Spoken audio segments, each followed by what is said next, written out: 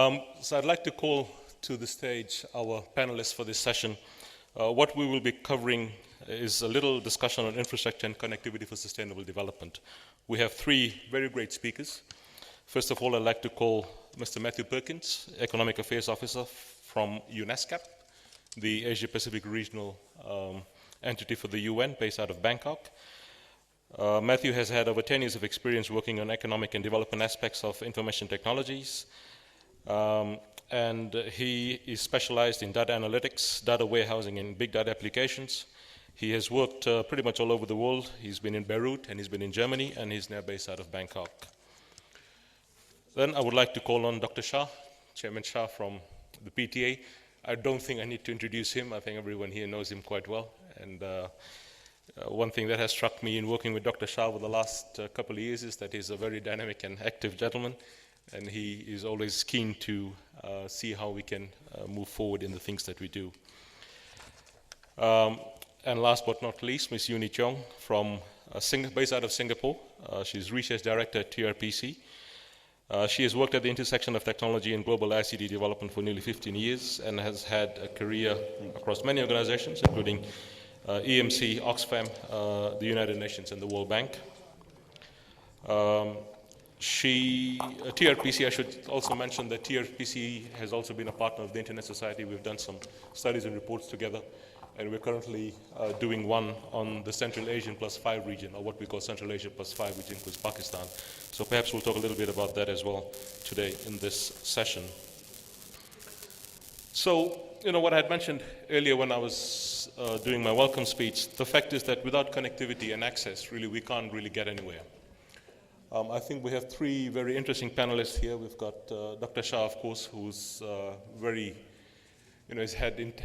he's had a pretty interesting career, and he has great experience in this arena, of course. And he has also been quite active on the international front as well. We have Matthew from UNESCAP. Of course, UNESCAP is currently putting together the Asia-Pacific Information Superhighway, which I had the privilege of being at the first working group meeting earlier this year in Korea. And that holds great promise. So perhaps Matthew may talk a little bit about on what that is and how that can transform this region, not just this region, but the wider region. Let me first begin with Yoonee. We're talking about the digital economy. Okay. I made an attempt at defining what it was, and I'm sure you can do a better job than me. So you want to tell us what a digital economy is, and how does it relate to the internet economy and the economy at large? Sure. Thank you, Raj. First, I'd like to thank ISOC, Raj, David, and of course PTA for this wonderful opportunity to contribute. And Raj, both Dr. Shah as well as Raj talked about digital economy, and it's a tough act to follow between these two dynamic gentlemen. But I'll be speaking based on the report that we were fortunate enough to work on in partnership with Internet Society, Asian Development Bank, and UNESCAP, which looked at the level of advancement of internet connectivity in Central Asia, Caucasus, as well as South Asia, and how well positioned the 10 countries in these regions in their transition toward digital economy. And Raj and Dr. Shah made a very adept point about how internet has become the horizontal enabler. And it has a fundamental implications in terms of policies as well as regulations. When internet is considered an isolated silo in an economy, then putting a regulations or setting up a policy strategy becomes a simpler act.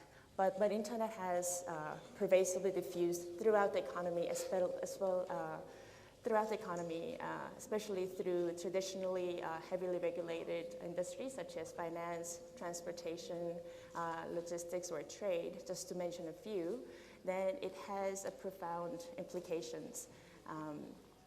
And when you're assessing then how a country can advance toward the digital economy, then the traditional way of developing internet through a supply-focused model becomes insufficient. So let me explain what this means. What we did in the report, just as a lot of reports around internet has done, is to look at availability, accessibility, as well as affordability of the access. And those are fundamental conditions to make sure that the access is provided. At the same time, internet has penetrated into the communications, educations, health, and financial inclusion. That means that we really have to look at the demand side of the internet and encouraging what people can do more with the connectivity. So once people are able to understand all the added value that comes with the connectivity, then the demand will actually will grow, and that's going to incentivize the operators as well as other investors to come in and lay down the supply. So digital economy, once again, is a state where internet becomes a horizontal enabler, the bedrock of the modern economy, and therefore we have to really rethink how we are assessing as well as planning for the future development of the internet. Thank you.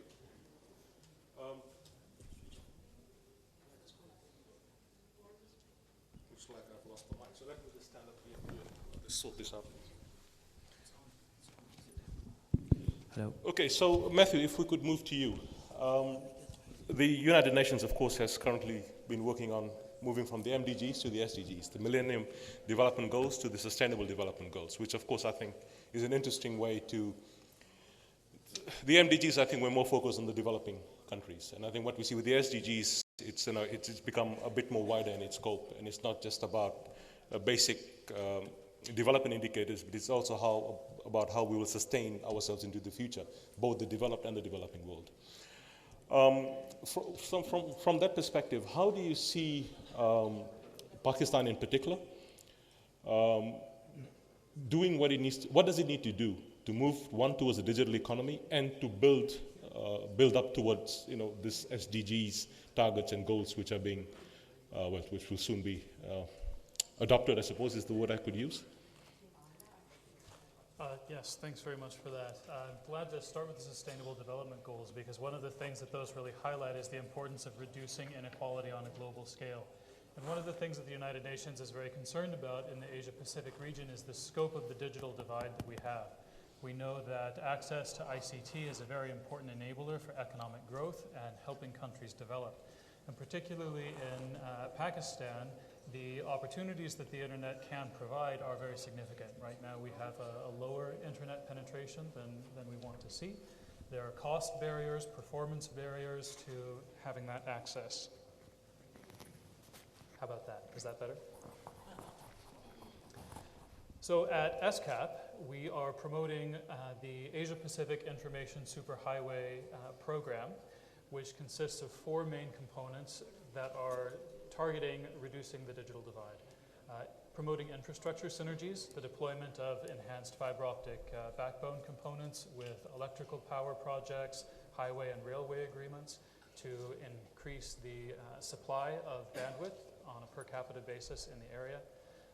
Internet traffic management, things like IXPs, coordination of the soft infrastructure that keeps things running.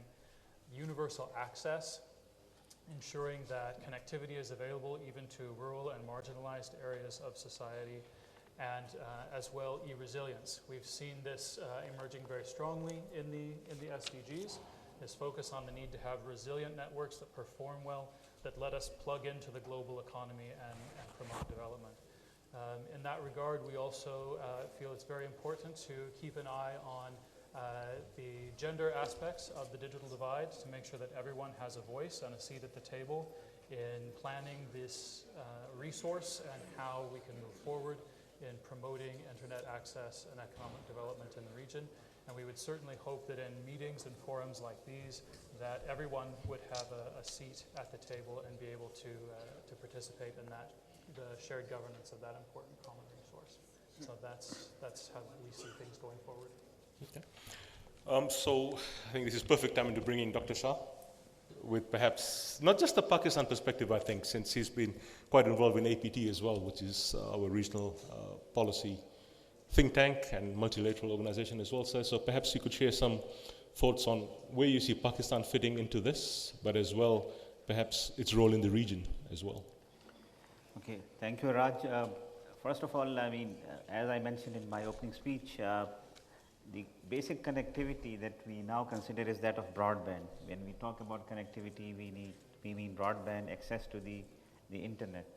And although we were not there, we are still even not there, but we have made tremendous progress in the connectivity part. But what I believe the strength that we have in Pakistan is our people, is our human resource. Yesterday I arrived in the morning and I was in the Internet Governance Forum in Brazil. I can tell you about the journey, it was very long and all. But what surprised me there, and actually I did not even know about that, was that there were 4 awards that was sponsored by what is called the Seed Alliance. And out of those 4 awards, 2 were actually won by 2 Pakistani startups, one by an Indonesian startup and one by an Indian startup. Okay. So look at the way, I mean, our human resource. And what was the project? I can tell you about one of them, and that actually tells you when you make the technology available to the people, what they can do with that. And that can actually lead us to a leading position and a role model in at least some of the areas in the region and maybe in the world.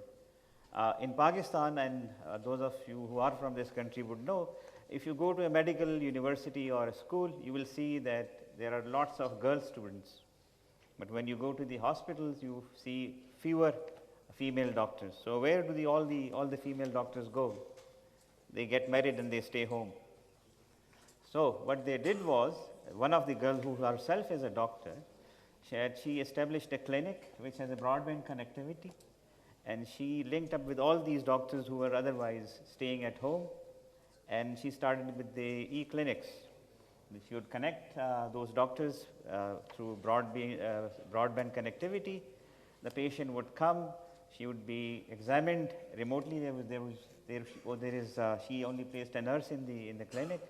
She would be examined, and the consultation would be online, and they would charge the patient only 100 rupees, which is less than $1. And that dollar would be shared, 50% will go to the doctor, 25% to the nurse, and 25% for running the center. So this was the idea, and this won them an award, and now they want to take it up to a scale.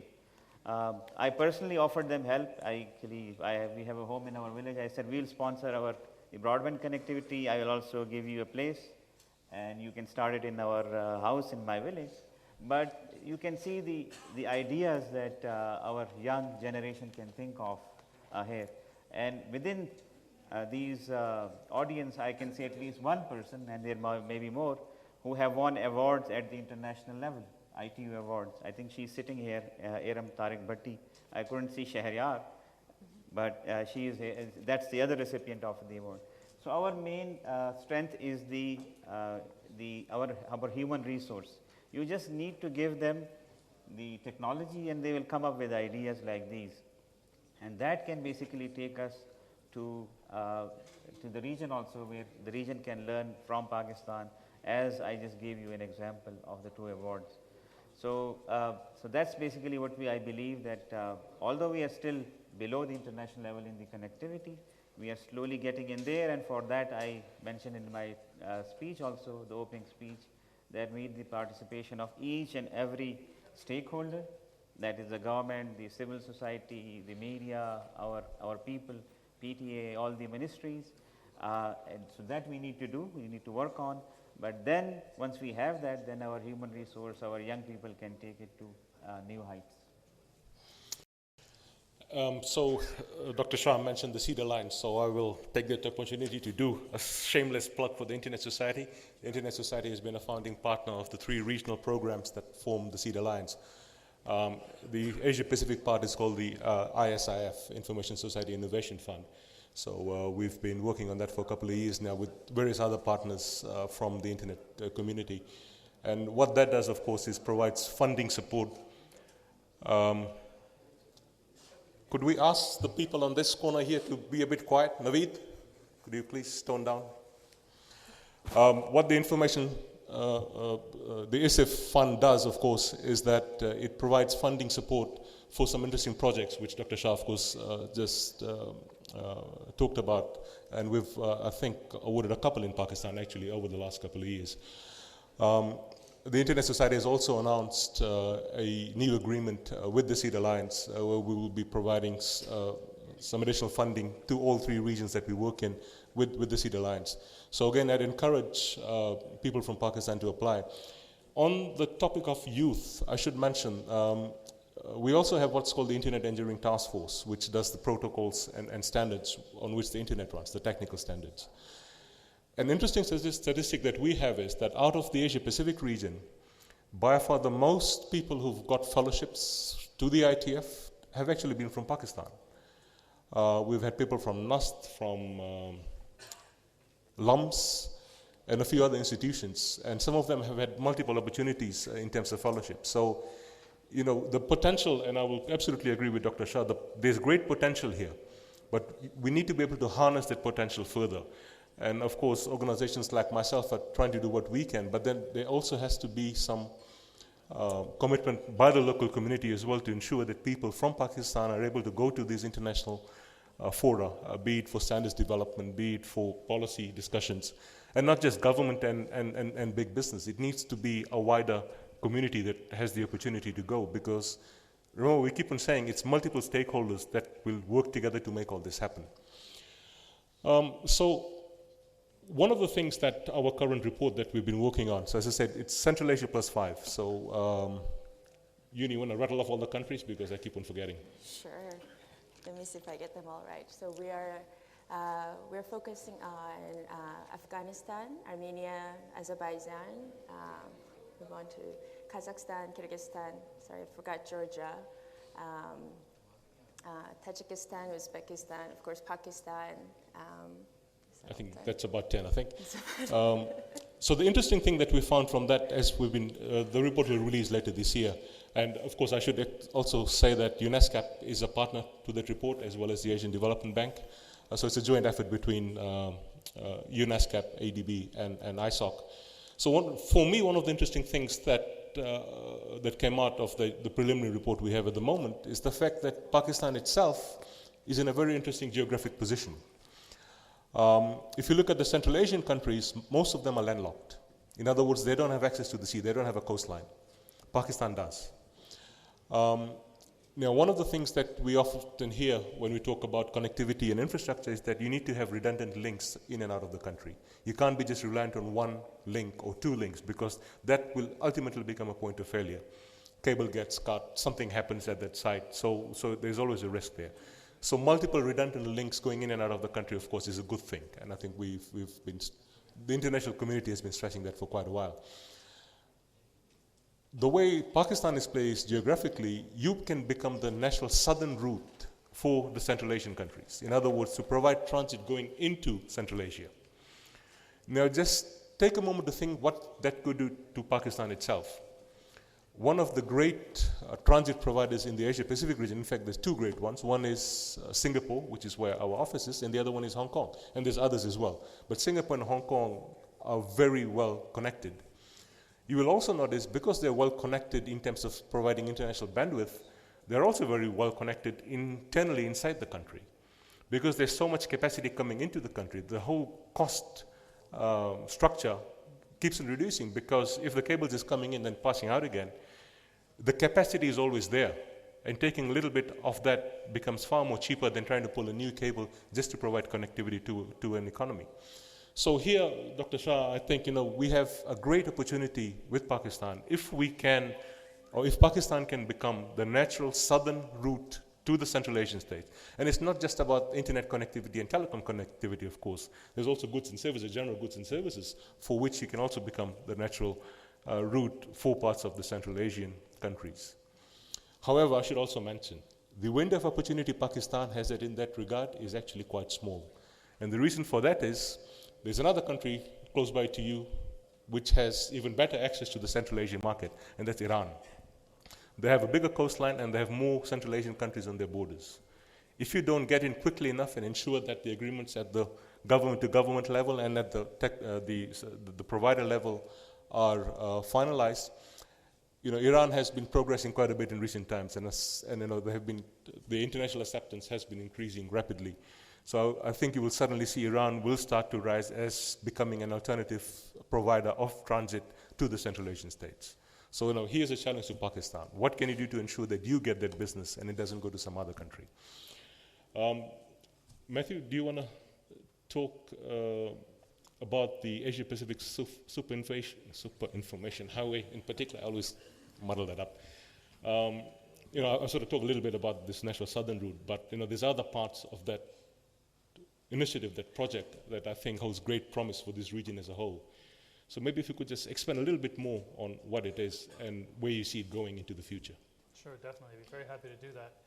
As we've been discussing, there's a real opportunity for enhancing sub-regional connectivity through Central Asia, and Pakistan is very well placed geographically to be able to facilitate that type of connectivity to helping landlocked countries in Asia reach the Tier 1 backbone providers that are at this stage primarily submarine. So there's some real strengths that can be built upon there. One of the concepts that we're trying to highlight is that we have now already the Asian Highway Agreement, which provides rights-of-way access through countries in Asia-Pacific. And by co-bundling infrastructure and using those rights-of-way along those highway paths that are already established to co-deploy fiber, a more enabling investment environment can be obtained. So we're trying to highlight this commercial opportunity, which would help facilitate these landlocked countries having enhanced telecommunications access to those submarine providers. So that's definitely something that we're very interested in enhancing. As well, certainly one area where we are very much on the same page with the Internet Society is the need for expanded Internet exchange points, as well making good use of that backbone connectivity. We also need to be careful to keep traffic sub-regional. We need to stay off the backbone as much as we can. And by having enhanced internet exchange points nationally and sub-regionally, traffic will be more effectively managed, latencies will be better, response will be better, quality will be better, costs will be more efficient. So these different aspects simultaneously all focus on lowering those challenges that we have in the digital divide in cost and quality. So we were talking about earlier in the past, people's thinking was, do you have a connection or don't you?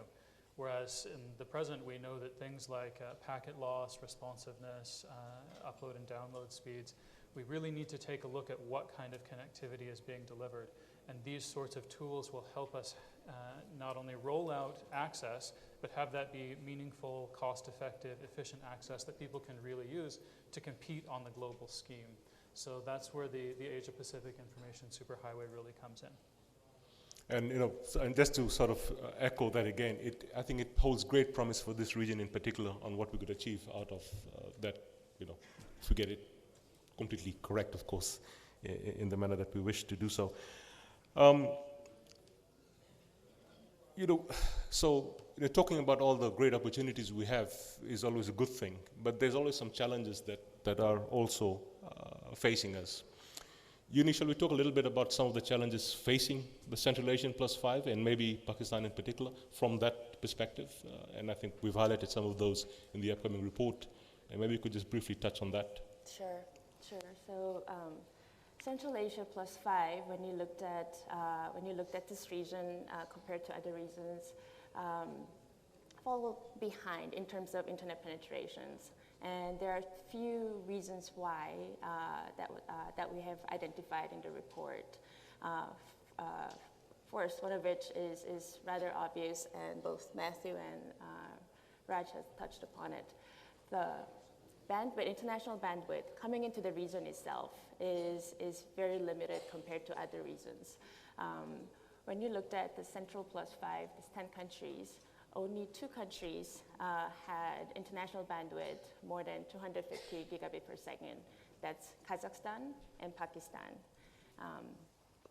Raj already mentioned the opportunities that would come from for Pakistan having this advantageous position in terms of having international bandwidth, but it's not transiting to the Central Asia at this point. So the rest of the Central Asia is currently reliant upon connectivity from Russia, Kazakhstan being the key link for many of these countries. And because of the lack of bandwidth, and this is where simple economics comes in, the IP transit cost, which is the international wholesale cost of connectivity, to put it in a simple terms, is very high. And when the cost is high, of course, there's an inverse relationship to the internet penetration of the countries. So some of the countries, as Raj mentioned, that has high international bandwidth would enjoy lower internet transit cost. Therefore, won't have to pass that cost along to the domestic internet service providers. Therefore, end users won't have to pay as much for the connectivity.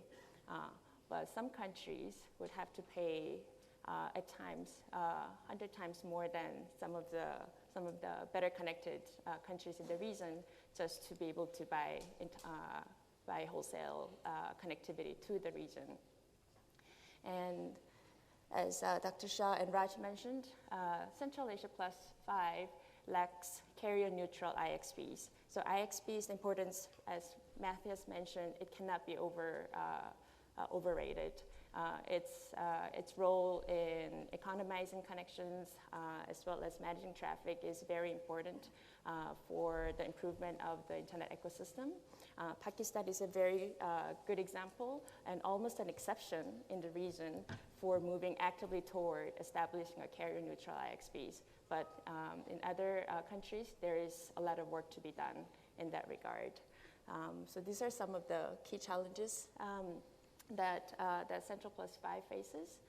For Pakistan, for very positive reasons, has been an exception, and which also translates to great potential.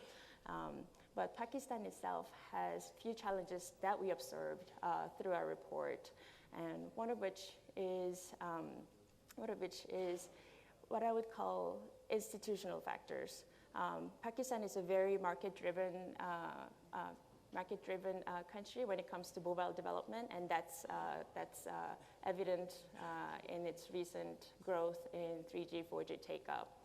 But there is still some room for improvement when it comes to enabling competitions and enabling new entrants, especially at the service layer or at the application layer, to come in. And I think that's where the development for local content, for startups, as well as other value-added e-services could really be promoted.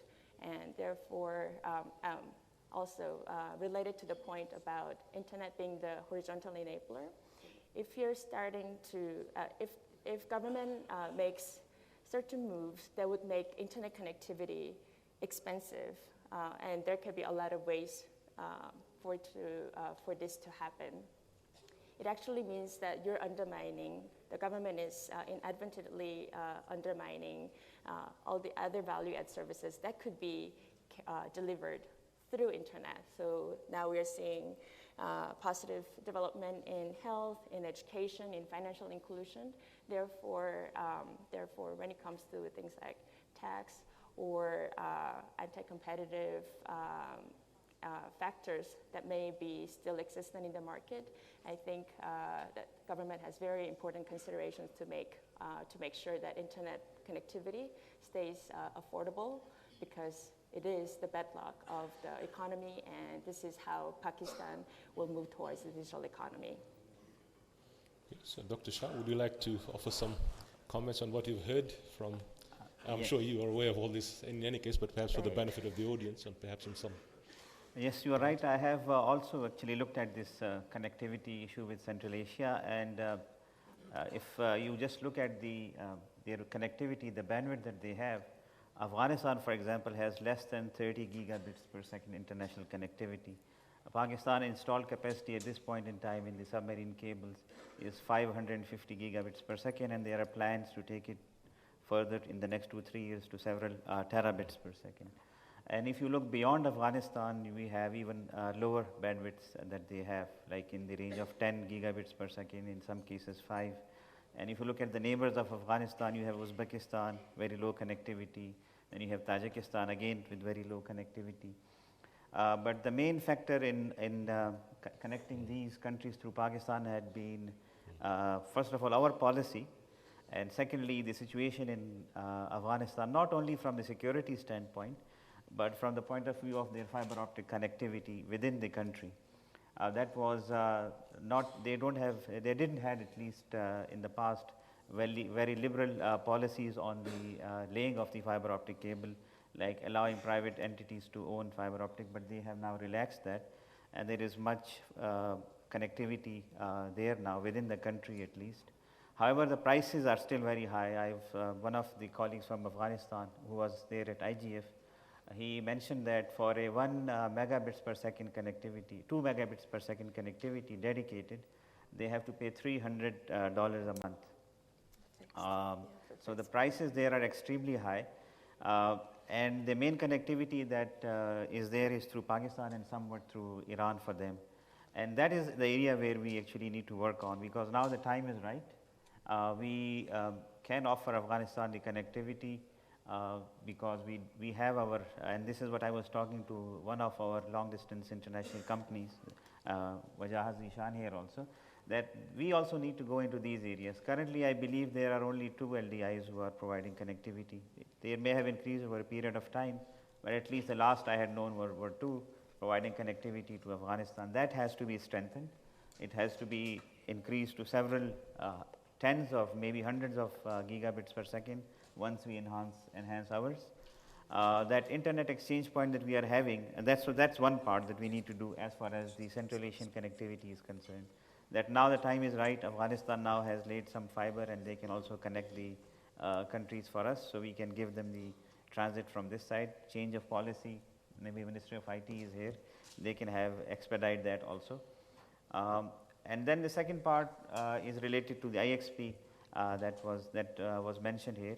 IXP is not only there to connect the ISPs, but it can also be used as a platform where you can host content, and it can also basically connect other players other than ISPs. Like if you look at the IXPs that are there around the world, they are connecting several other parties like banks and many other entities. Like they would have 650 in one case members in the IXP in the UK, for example. So similarly, this is our first step. I think once we have this, then that part can also be worked on, the content and all those issues, the challenges that you talked about. But if you look at the affordability part, Pakistan is still doing well in terms of affordability of broadband, if you at least compare it with our neighboring countries. But we need to work more on the content part, work more on bringing more people to the, first of all, start the IXP and then bring in more people.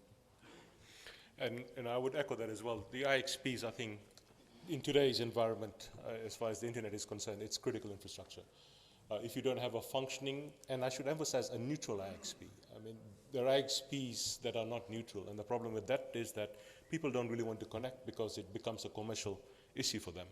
So really, the challenge is that, keep it neutral and also keep it in a neutral location so that every provider or other entity can connect to it. And, just expanding on what Dr. Shah said, the other entities that could connect include your academic networks. It can include the government itself. It can include content providers who, instead of having to cache things in other locations, they can cache it within something connected to the IXP. So therefore, the total latency rates, the access speeds, they will all improve drastically as a result.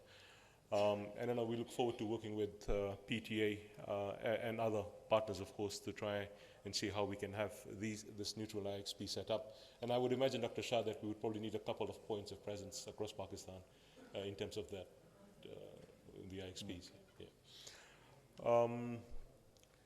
So we've got a little bit of time left before I think there's a Q&A session planned. So instead of waiting for that, I thought I'd like to, at this juncture, ask if someone in the audience has any pressing question that they would like to ask the panel. Don't ask me, ask the panel. I see one hand going up, but you were too quick, sir, so I think I'll wait to come back to you, because I think you're too quick to put your hand up. Any other person? Okay, sir, we'll go with you first. Thank you. I'm I'm Moeen Bartley from the Competition Commission, and this is great. It's great to see this great event happening. Very much needed, so I'm glad it's happening. My question is concerning Central Asia.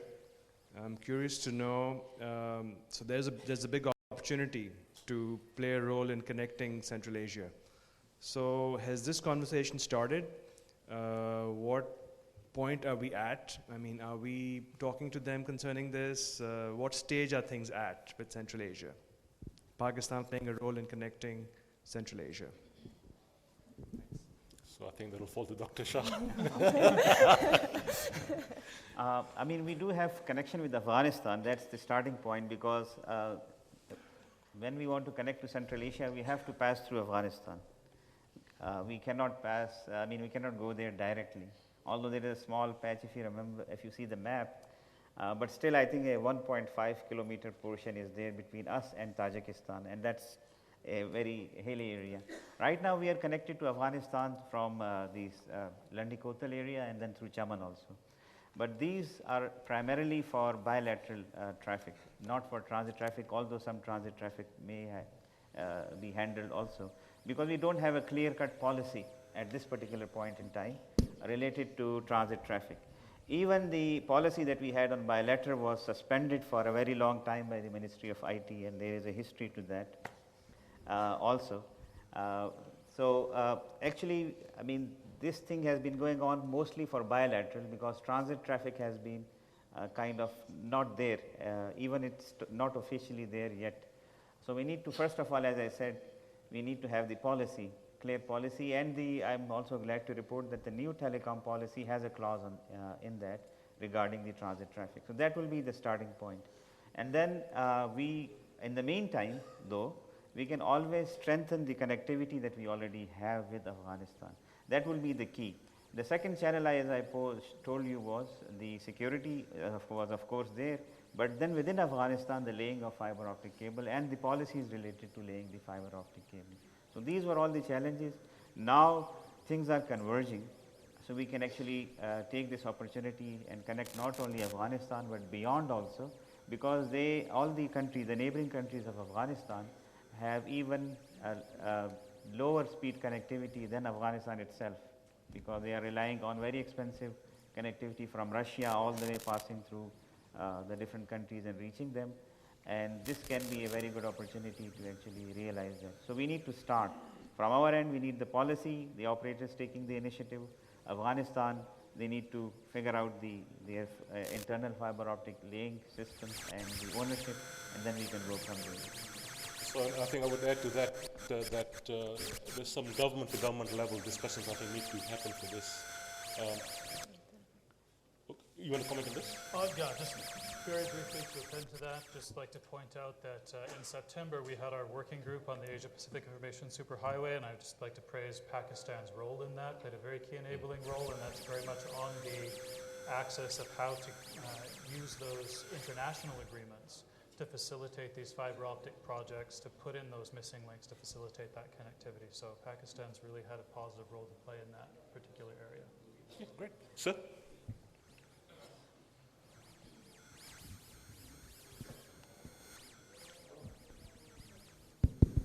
My name is Ammar Jafri. This is Matthew. Matthew, I understand that UNESCAP in a number of countries in this region.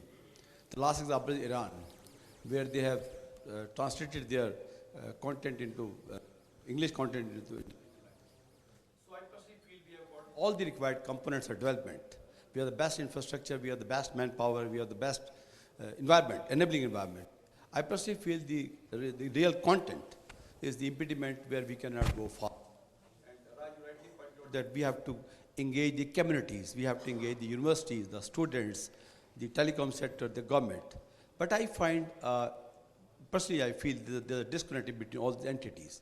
So this is something we have to take care of internally. But my question to Matthew is, can your organization, UNESCAP, help us in translating the English content into our local languages? Thank you.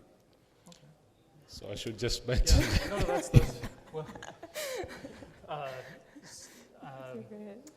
yeah, a couple of points there. So UNAPCICT is a sub-organization of United Nations ESCAP. We're the regional commission, so we work very closely with them in those areas.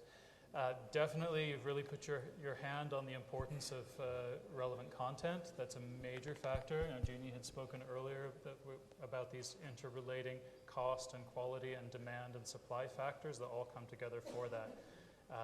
We think that by reducing this digital divide, it will unleash the power of the people to create more content. And certainly we see that with the importance of social media, and there's been comments on that as well. So these things definitely need to move together. As far as content translation, UNAPCICT has some really wonderful knowledge products, particularly around e-government, that they've been translating into a variety of different languages. That's definitely something that the member countries are really backing and funding. In fact, just recently they had a translation into Arabic that they released with our sister agency, UNESCAP, and did a great program there. So yes, definitely active on those particular topics and promoting the local content development. So very important issue there. So, I think I should bring in Yoonee. She used to work for UNAPCICT, and as it so happens, I'm one of their module authors as well. So, but I will not speak. I'll let her speak. No, I think the only thing that I can add to what Matthew has said is let me take that request to the director of UNAPCICT. I'm sure she'll be very happy to consider that, although I no longer work for APCICT. And perhaps Raj can echo that request because Raj also has a direct access to APCICT and the management there as well. But very important point that you mentioned, sir. So we tried to pass the ball around, but it didn't quite work. Any other questions? Yes, sir. Salman Ansari is my name. I have just 3 observations. One is probably old hat. The biggest impediment are the politicians and the bureaucrats. They keep on slapping taxes and blocking sites and so on. But what we're very fortunate is, I must compliment Dr. Ismail Shah, is that his leadership is very benign, very, very motivational. I've been in the industry for 45 years now, but the development you've had with his understated abilities has been tremendous. So compliments to you, sir. I don't know whether I'm revealing a secret, if it's, but I think this is an international conference. There is a new fiber, known as the Silk Road Gateway being laid. It has a tap coming to Gwadar, and the intent is that the name is Silk Road Gateway.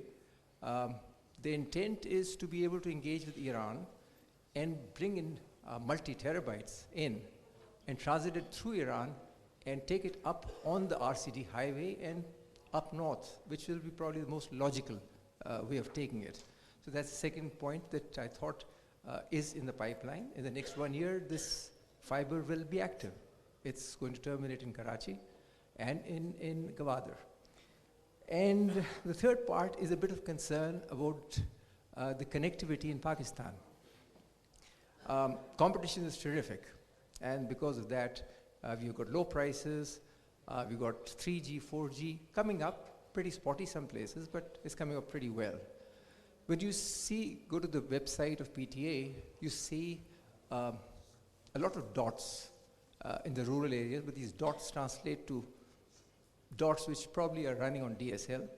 DSL runs on very, very aging cable, so we'll need to do something very, very fast to get to those areas. The second point is that the unserved and the underserved areas of Pakistan are totally neglected. And those are the areas that we need to get to. The satellite technologies, probably some sort of subsidies have to be put in place. I'm working on education, taking education to those areas. And the biggest challenge is that they're not financially economical.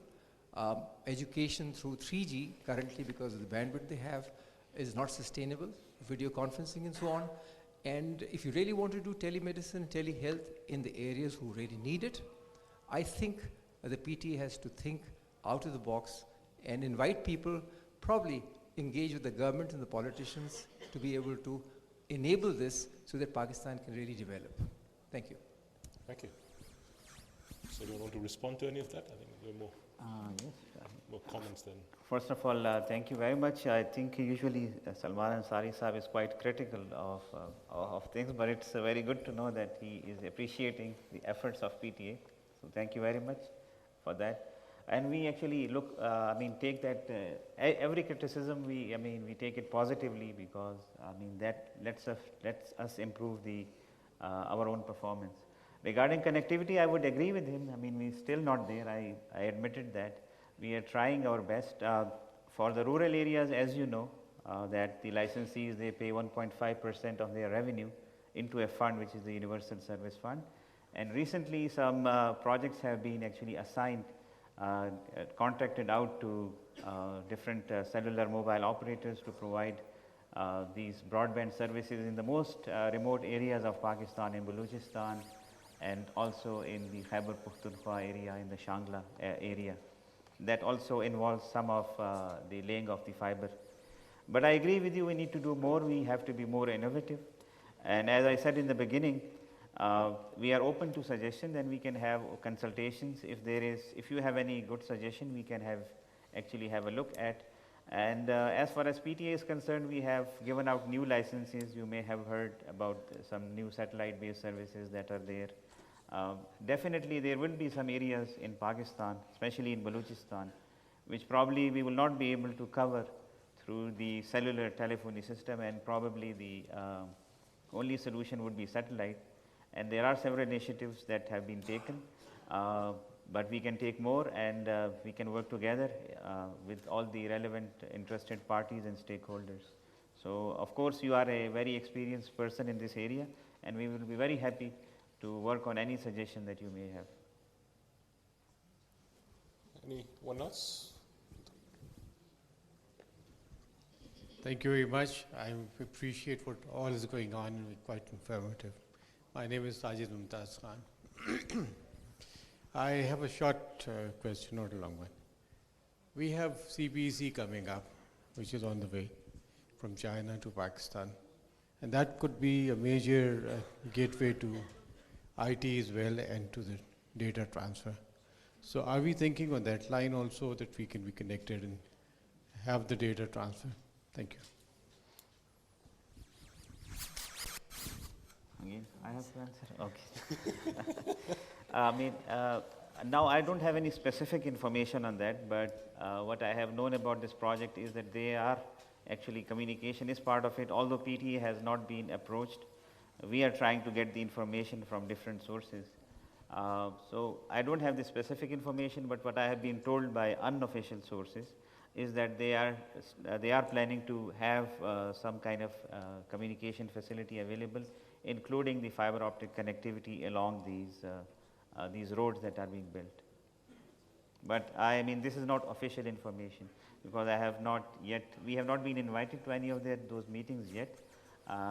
But I'll try to get involved now that you have mentioned, and we have been trying in the past also. So I want to do something here, is to bring in some of my good friends and colleagues in the audience into the discussion. One of them is Mr. Harish Pillai from Singapore. And Singapore, being known as the super wide country that it is, and its smart nation aspirations. Harish, I should also mention, has been a past president of our local Singapore ISOC chapter, as well as many other things. So he's a man of many talents. Harish, any thoughts on where you see Pakistan in the overall scheme of things? Singapore's announced its Smart Nation initiative, right? Or Smart Nation, Smart City, depending on how you want to put it. If Pakistan were to do something similar, what do you see as the challenges? Some basic challenges, of course, are already there. But let's be aspirational. Let's look into the future.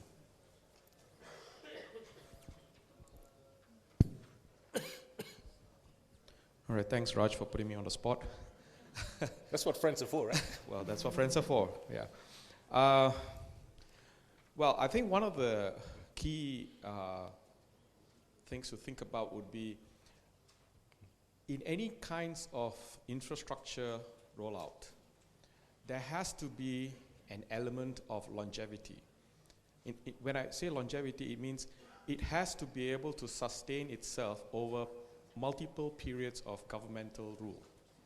Because that, to me, is the underlying problem, which I feel, not specific to Pakistan, but a lot of countries that are experiencing, because when you are initiating a very fundamentally useful project, to see it through to completion and rollout, plus maintenance, you cannot just rule out the maintenance part, implementation, rollout, and running it, if there isn't a consistency and continuity of governmental policies as political leaders change and new leaders come in place, then this whole aspirational stuff becomes a huge challenge. Fortunately or otherwise, in the Singapore context, we have had fairly long periods of stability from a political perspective, and therefore they were able to implement policies that allow what has happened so far. So I think that has been a huge learning from, that's something I'll be sharing tomorrow on my panel. But I think that's really what it is. We have to call it out. That's one area where there is a change of political leadership. Then the new incoming individuals or groups may not want to be associated with something that is still useful, but because it was initiated by somebody else, is deemed as, oh, I don't want to do that, I will do something else. And the entire project goes downhill. And that's very unfortunate. And I've seen that happen time and time again. I'm calling out as I see it. So if it rubs people the wrong way, I'm sorry, but that's what the truth is, I think. So that's my 2 cents to add to this conversation. Thank you.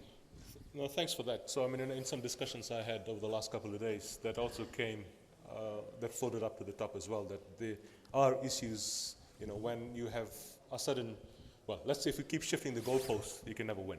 So indeed, I think that's something we should be mindful of. But of course, that is the past, so I think we need to see what we can do into the future as well. Did I see the mic go somewhere, sir? Yeah. My question to Matthew is that when UNESCAP is already working on the information superhighway, and when we are talking about the Central Asian countries, and when we see Pakistan, international connectivity and fiber connectivity within the country, so can the UNESCAP arrange some kind of facilitation within Pakistan where we can gather the operators and regulators from the Central Asian country to meet our operators and regulator to facilitate that bandwidth provision to the Central Asian countries? Thanks. Yeah, absolutely. There's quite a bit going on at the international political level. For example, last year we had our commission session where all of the SCAT member countries came together, and we had a very strong mandate there to move forward with the information superhighway. So we had our last meeting in September, in which Pakistan was very supportive. Right now, the working group is creating the master plan for the development of the superhighway initiative. So quite literally, the government representatives, policymakers are in the same room talking about that very subject. So over the coming months, we'll have our second meeting of the working group in the spring, and then the entire commission again in about June. That's when these people will be discussing these issues. So some of the principles on the table are open access, using those existing rights of way in the transit agreements to facilitate the fiber deployment, and the regulatory harmonization that really, I think, goes to the heart of what you're talking about. So now is the time where those things are being addressed. But I think we need to engage at the operator levels where they can sit together and have this kind of discussion. How can we really reach to some kind of practical solving these issues? Yeah, I totally agree. In fact, the working group is multi-sectoral. Right now, we're bringing in more of the private sector and civil society actors and engaging more with the operators themselves.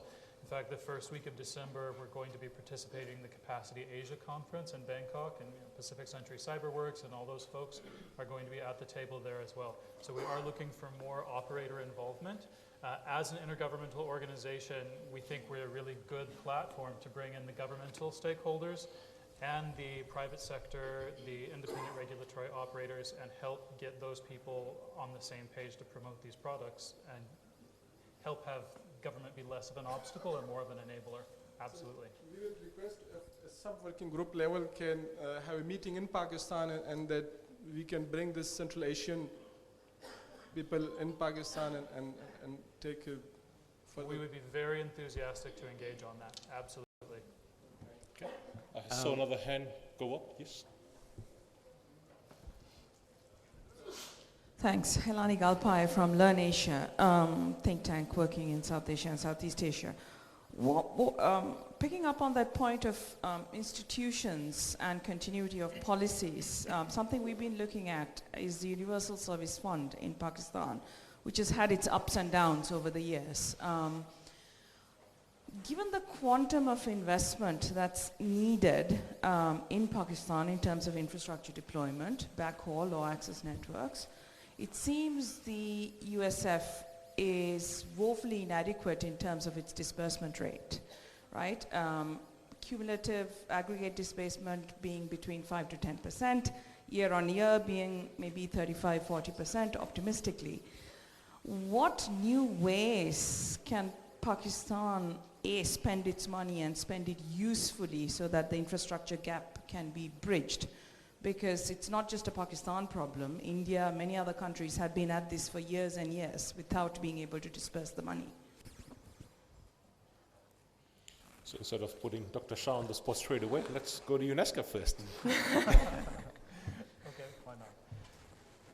Well, with these universal service funds, definitely we had previous speakers talk about the economic sustainability of rolling out infrastructure to rural areas. I think there's a real duality, specifically in the Pakistani market at this time, where we acknowledge there's an economic opportunity to become an IP transit country with enhanced tier 1 and tier 2 backbone providers. But then we also have this significant problem with a dispersed rural population in hard to reach areas. So I think the path forward for Pakistan really lies in the investment in resilient mobile operators. Previously there'd been a lot of thinking around fixed broadband being the only broadband, and I think particularly for Pakistan that really doesn't apply.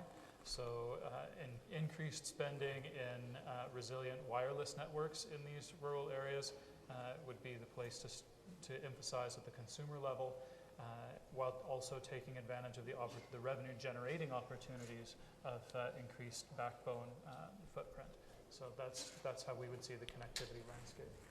So what I'll do now is bring another one of my good friends into the conversation. Stephen Sheehan is from APT, and I'm sure he was expecting me to say this sooner or later. APT is the Asia Pacific Telecommunity, and basically they do a lot of work around policy and regulatory issues for the Asia Pacific region. We have been working with APT as well in recent times, and of course Dr. Shah is involved with APT in the leadership role as well.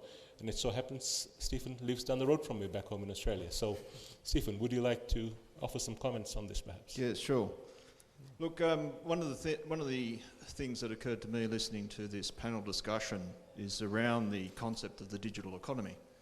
Because I think in a lot of other countries in the region, the digital economy today is actually the whole economy. So I'm just wondering in Pakistan how well recognised is the central role that ICT plays to the whole economy, including in agriculture, textiles.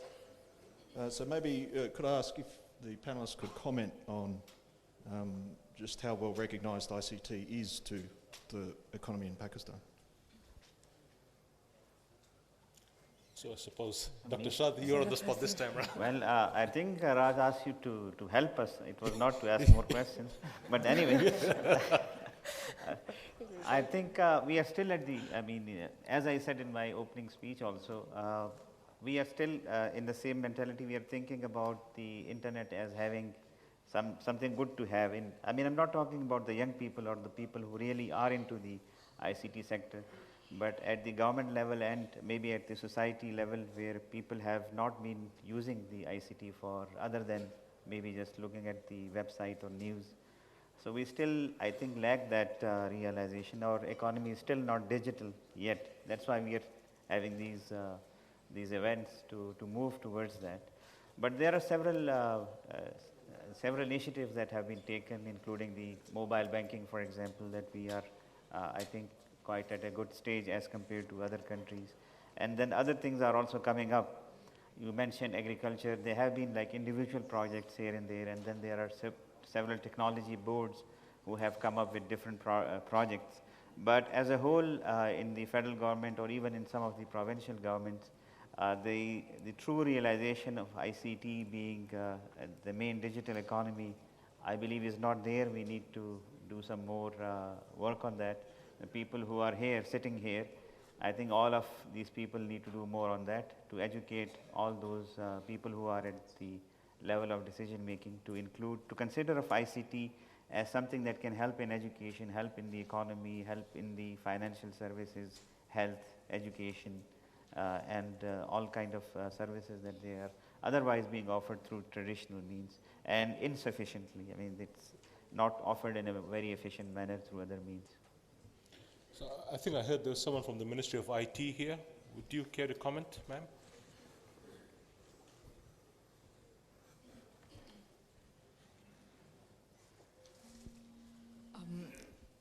I don't have much to comment except that it's been a good opportunity for all to learn as to where we are right now. However, the challenges, as ever, are really huge, and we're working towards it. Definitely, it's been only a year that I've been working with the government, and while working within the government, it really appears that how difficult it is for government to really respond to a particular challenge, because it has this huge, what you can say, sometimes called the bureaucratic red tapeism. So it's not really bureaucratic red tapeism, that's how the government is structured. So we have at least made up this mark that we've been able to get out of our physical files. For me, for working within the government and to achieve that much appears a lot, because when we've been working outside the government, so that was the big thing, that the files, they are just stuck on one table or the other. So as Dr. Shah also mentioned earlier, that the realization is low. And I think it's because of the scale and the momentum of problems that are being faced by the government, that ICT somehow is just totally becomes oblivious. However, there have been initiative in certain provinces, and it's only, of course, as Dr. Shah again mentioned, that I think it's the part of the people and the communities, the NGOs, that could force this agenda in such a manner that it is not overlooked anymore. That we can't really afford to do that any longer. And I would also like to mention there's this philosophy of a great thinker, Imam Ibn Taymiyyah, that it's not necessary that all the civilizations need to follow the same trajectory of progress and development, and we can skip. So the areas which are underserved and unserved, they can right away switch to satellite if the mainland is not really having those facilities. For those very areas, we can have that, so that the gap that we have to bridge is shortened in a very limited time. So efforts are underway, and on the weekend we reviewed a document through which the unserved and underserved areas, they'll be facilitated through some vocational training centers for women particularly, and they'll be given trainings on some of the very, which you can say, advanced computer facilities like cloud computing and stuff like that, so that the employability of that very women folk is enhanced. So here and there, efforts are there, and I think more of the accounts that we hear, some bulletin boards, as we used to hear earlier in the development of this broadband facility. So if such and such networking is enhanced, people know that if this person is doing that, why can't I do that, do the same thing?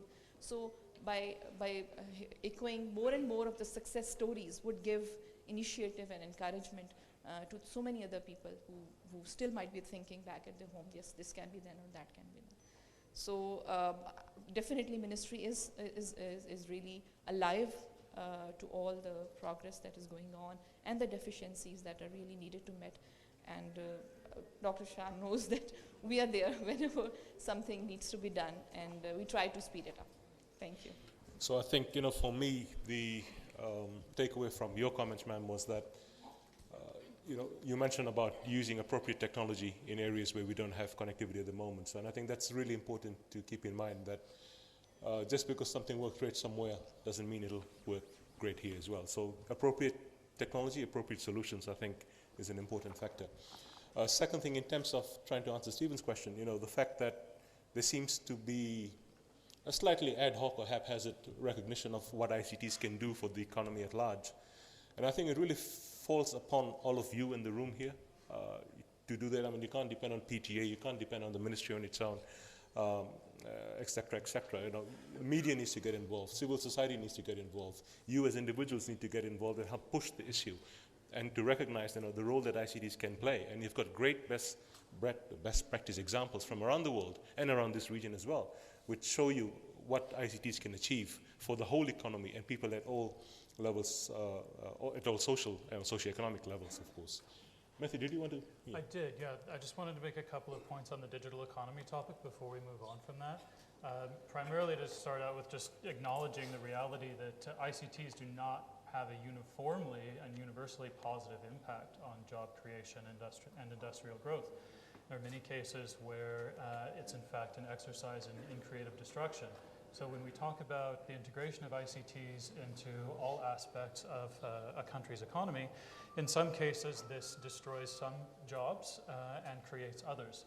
Particularly when we're talking about being competitive in the global field in areas like textiles and these types of things were mentioned.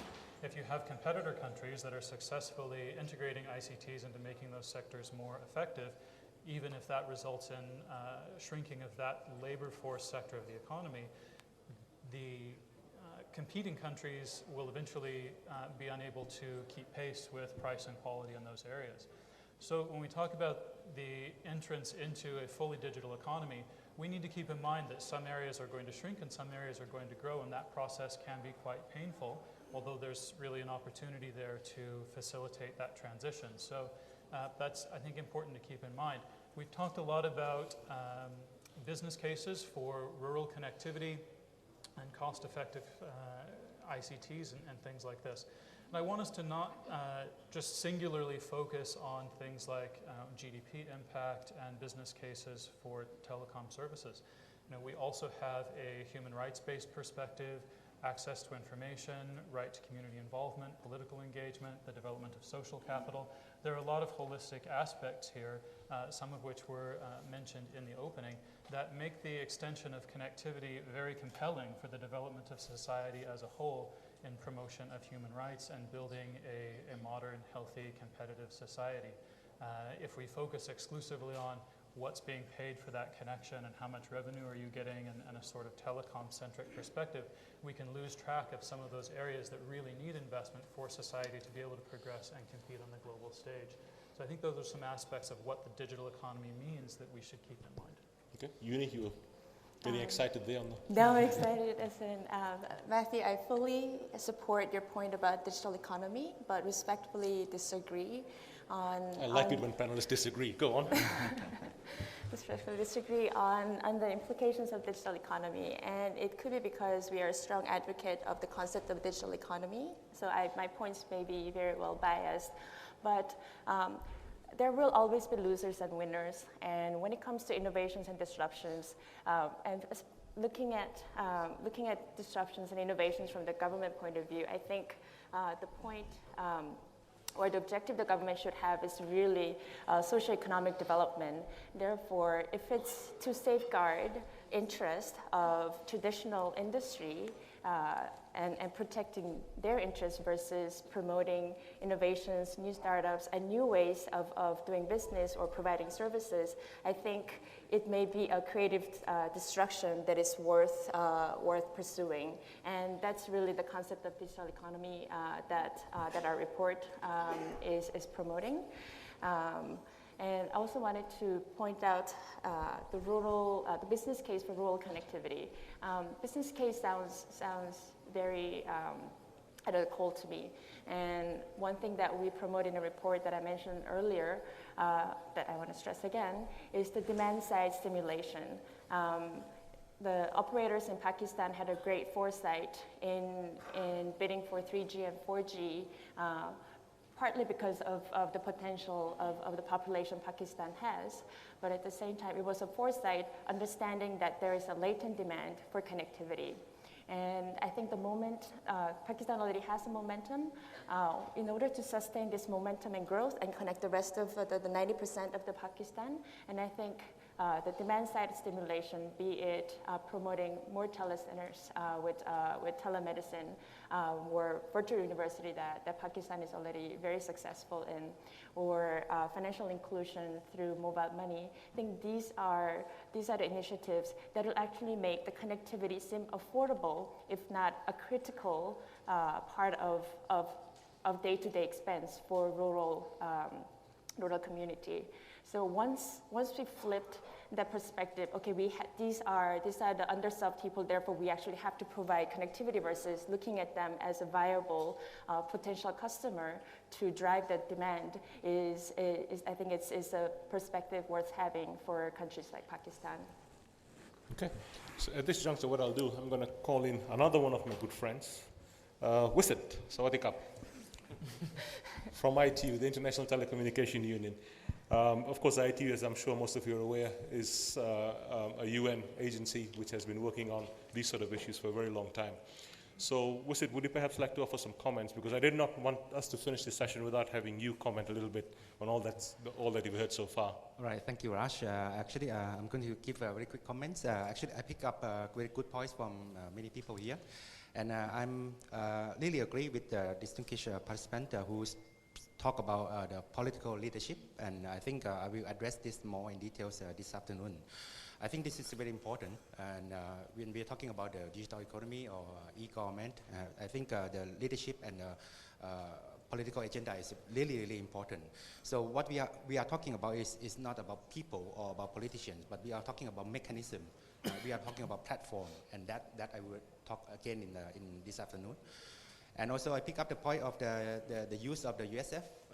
I think that is also a good point, and it's a very common issue in many, many countries. And I'm sure that my friend Parvez also agree with me. The disbursement of the fund is very slow, and many times it's used for something which is not very useful. What I like to say is that the fund was set up for a particular purposes. So then the government or the policymaker have to stick to that to those purposes. What we see nowadays is that the government try to use the fund for everything, and that is not going to make good for the economy as a whole. And particular the USF or the Universal Service Application Plan is not a broadband plan. So that is the point that I like to make. And also I agree with Yoonee that when we're talking about the infrastructure rollout, we're talking about the supply, but we need to look at the demand side as well. Of course, I'm sure that everyone knows about this, but what are really practical measures that we are putting to stimulate the demands? And that is what we have to talk about. Yeah, thank you. Okay, thank you, Wisit. So we are at 12:21. Just a second, sir. We are at 12:21. What's standing between you and lunch is this session. So that's motivation, right? I believe we have some picture taking that I need to cater for, so I will take one more question, then I'll ask the panelists to offer final comments, and then we'll call it a wrap. So, sir, since you were... So my name is Pervez Iftikhar, and I'm the former CEO of USF. So obviously the question is about USF. Perfect timing. I would like to ask, not Dr. Shah, but the other two participants. This is right that USF has problems getting dispersed everywhere in the world, almost. Very few countries are doing it right. And it is also right what you mentioned, that it is not just connectivity, it's taking the society along, it is human rights, right to be connected, everything else is influenced. But still, if the government of the day does not think like that, and if they think that this is the least important thing, we can use USF somewhere else, USF money somewhere else, and this is not what we want, how do you convince them?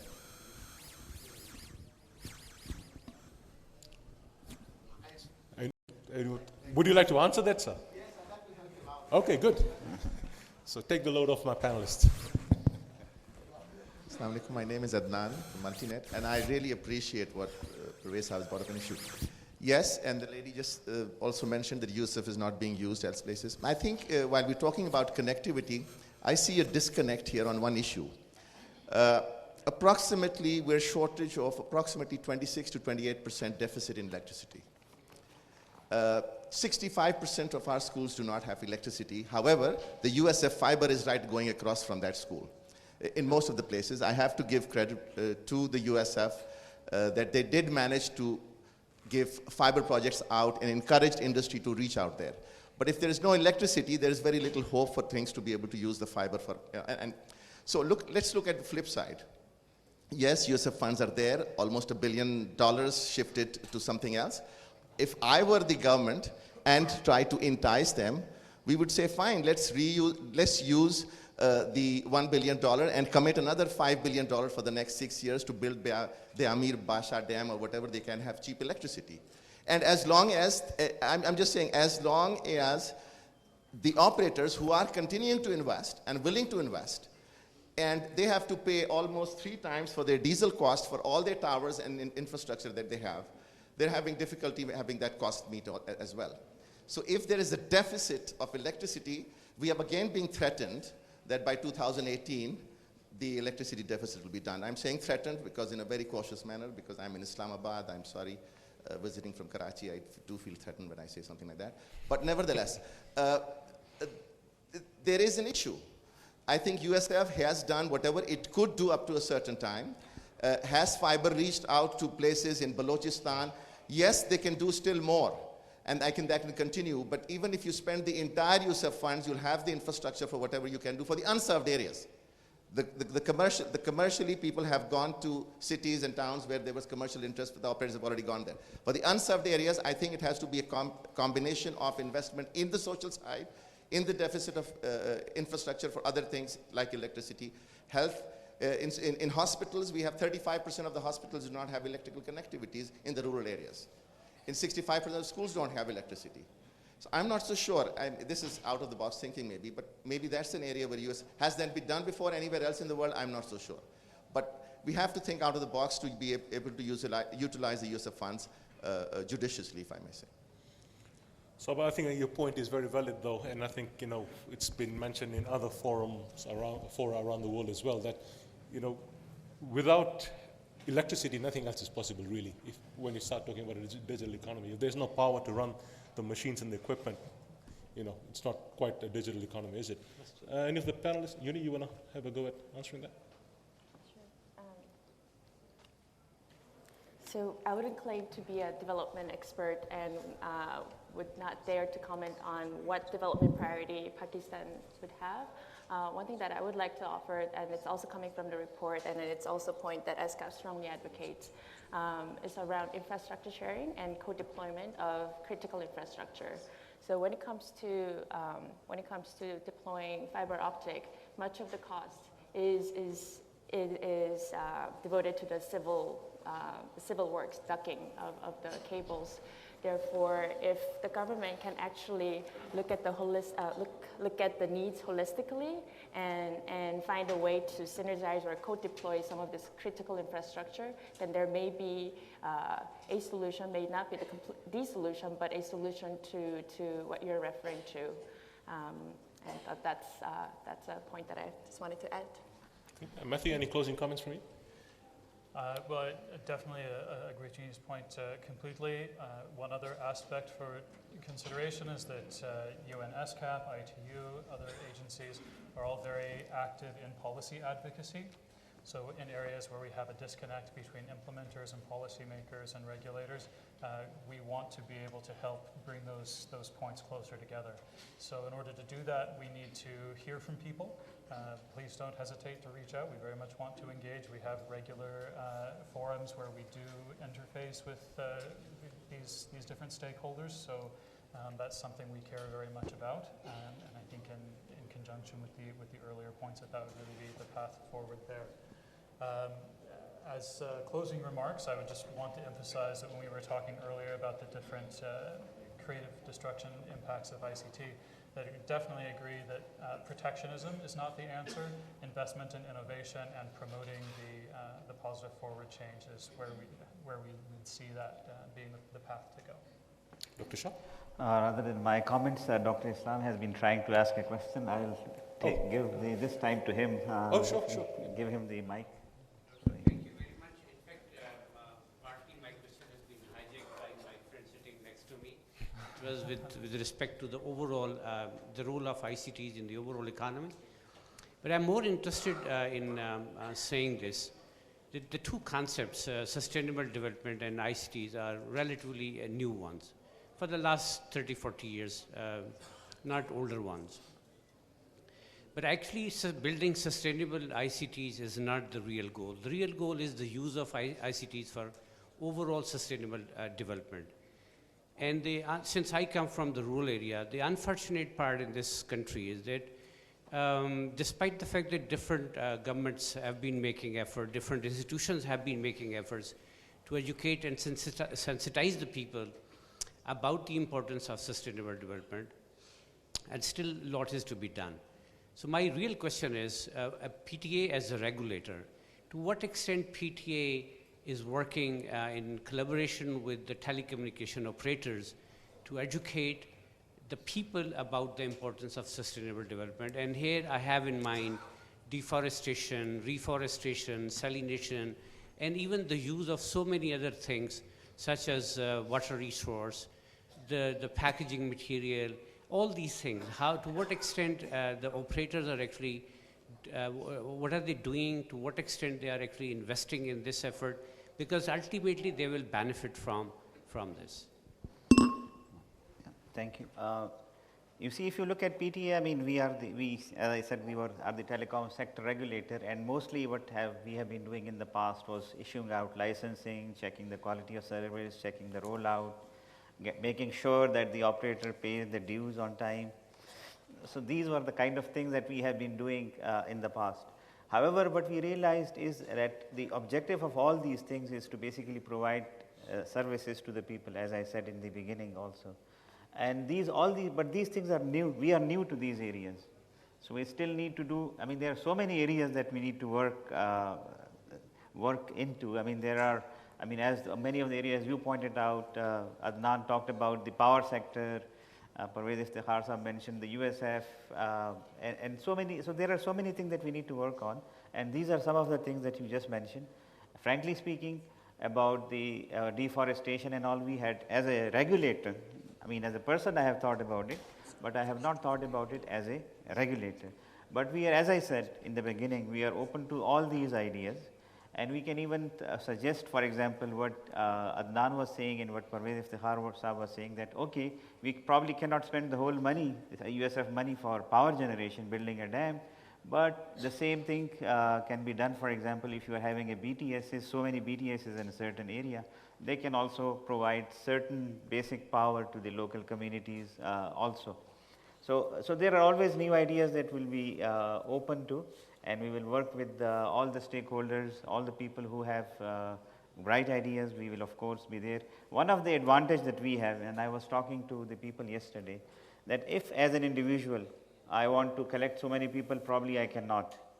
But when we have as PTA, when we have partners like ISOC, when we have friends like the ICT forum, when we have our elders, when we have our other friends, when we have the operators, all of us together, we can work, we can do wonders. And as I said in the beginning also, when we started the conversation, our main strength is that we have very good human resource, and they have very bright ideas, much brighter than what I can have, and we should be there to help them out. Okay, thank you very much, Dr. Shah, and thanks to all of you. I've been told that we are out of time and they're about to kick me off the stage. So thank you very much for participating. Thanks to all my friends who have put on the spot and you were able to handle it, and to you, ma'am. Sorry for putting you on the spot, but I thought the Ministry of IT would have some good interventions to make. Thank you for attending this session. If you see on the side wall there's a screen up which is displaying Twitter feeds. So if you are on Twitter, we'd invite you to tweet, put the hashtag INETISB, INETISB, and you'll get your 140 characters of fame on that wall as we go through the day. So thank you very much for your attention.